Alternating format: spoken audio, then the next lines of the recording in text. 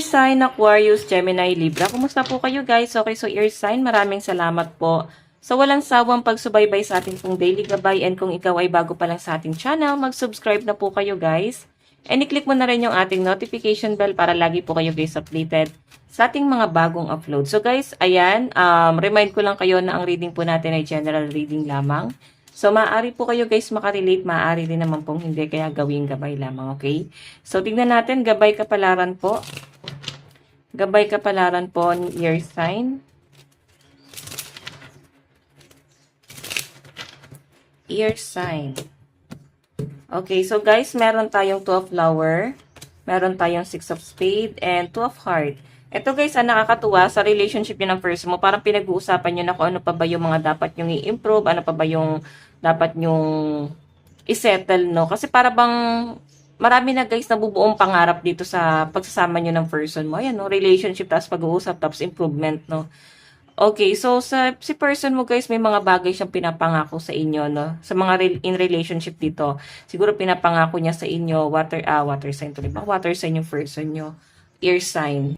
Okay, so I think yung mga single naman dito guys, sa malinaw na pinapakita sa akin, siguro gusto mo na i-improve yung sarili mo na bago ka pumasok sa relationship. Okay?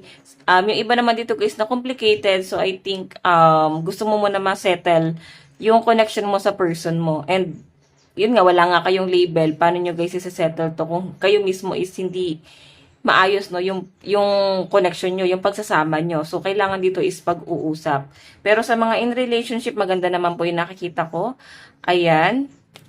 May mga mahirap na desisyon itong person mo. Meron siya mga bagay na gustong baguhin din sa sarili niya. Pero, nakakatuwa kasi si person mo, hindi siya guys parang hindi siya ganun karunong magalit, no? Parang hindi siya marunong magalit. Okay? And ayaw niya rin guys sa parang bang lolokohin siya. Siguro kasi dumating na rin sa point na nangyari na sa kanya sa past. So, parang ayaw niya na guys maulit pa yung bagay na yon. Okay? So, tignan natin guys. Ayan, yung iba rito ear sign. Talagang ikaw ay focus sa stability. Parang ikaw yung nagmamanage. No? Ikaw yung parang bang kumukumpas. Okay. Tignan natin guys. Pagdating naman po sa inyong overall energy ear sign. Ear sign, overall energy po ni ear sign.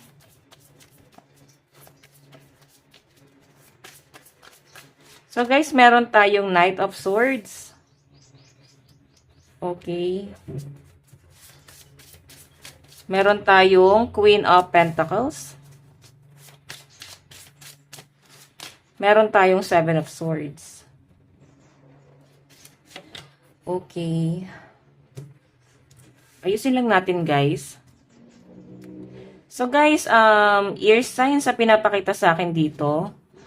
Ayan, siguro ito is pag-uusap, no? Siguro yung person mo is nakasupport pa rin sa family niya, no? Nagpo-provide pa rin siya sa family niya. And ikaw guys, wala ka talagang problema sa family ng person mo kasi sobrang supportive din siya guys sa relationship ng person mo. Tignan mo, meron kang hawak dito na pentacle. So siguro talagang pinagdadasal nila na maging successful pa yung pagsasama nyo ng person mo, no? Malayo pa yung marating nyo. So meron tayo dito guys, Knight of Swords. Sobrang gaan naman guys yung nakikita ko dito. And I think yung iba dito guys na nagkakaroon ng comeback, I think pinag-uusapan nyo ng person mo, no? Okay, kumbaga ikaw, kinaklaro mo sa person mo na ito yung ayaw mo, ito yung gusto mo, ganyan-ganyan. And sobrang, para bang sigurista ka lang, no? Ear sign. Yung iba dito guys na kadili is yung ex nila. Kumbaga sigurista ka or maaaring yung person mo is sigurista talaga. Baka kasi guys meron kayong pinagawayan sa past and may trust issue tong person na to. Okay? So, tignan pa natin guys, i-clarify natin pagdating sa love life mo, ear sign. Love life naman po ni ear sign. Meron po tayong see the bigger picture.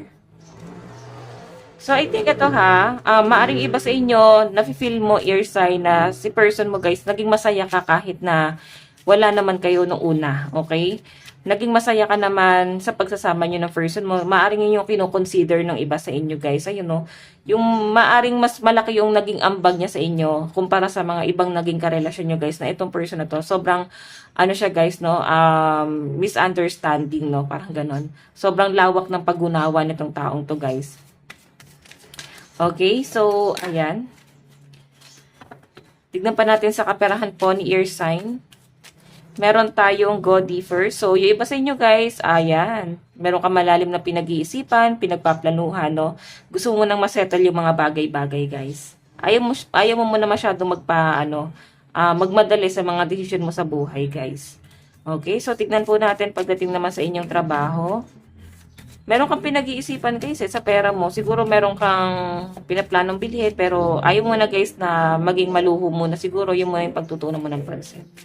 Okay, so pagdating naman sa inyong trabaho, meron tayong practice gratitude. So guys, yung iba sa inyo na napo-frustrate pagdating sa kanilang career. So ang malinaw po na sinasabi dito is maging thankful ka pa rin, no? Okay, thankful pa rin kasi hindi naman lahat ng tao is may trabaho, merong pinagkakitaan. So I think ikaw guys, napoprostrate ka lang kasi hindi naman ganun guys kalaki talaga yung kinikita mo. Tapos parang napapansin mo na yung pera mo is napupunta lang talaga guys sa utang. Okay, so ngayon guys, ayan, maging kayo guys, thankful, okay? So pagdating naman sa connection mo sa mga kaibigan po ni Air Sign, meron tayong step into your power. So eto guys wag ka daw guys matakot na magtiwala ulit sa mga kaibigan. Kailangan daw guys para bang pagkatiwalaan mo sila ulit or kausapin mo sila guys kung meron ka mang iniwasan ng mga kaibigan. Okay, kasi wala naman guys issue. Siguro ikaw lang talaga is umiwas. Okay, so tignan natin guys, pagdating naman po sa inyong family po ni Air Sign, meron tayong attune to the divine. So, meron kayo dito guys dapat kino-consider Air Sign dapat para bang magpakumbaba, yun ang nasa-sense ko rito, no? Kung sila man guys is hindi nila naunawaan yung mga bagay-bagay, so kailangan nyo rito guys is magpakumbaba ka. Okay?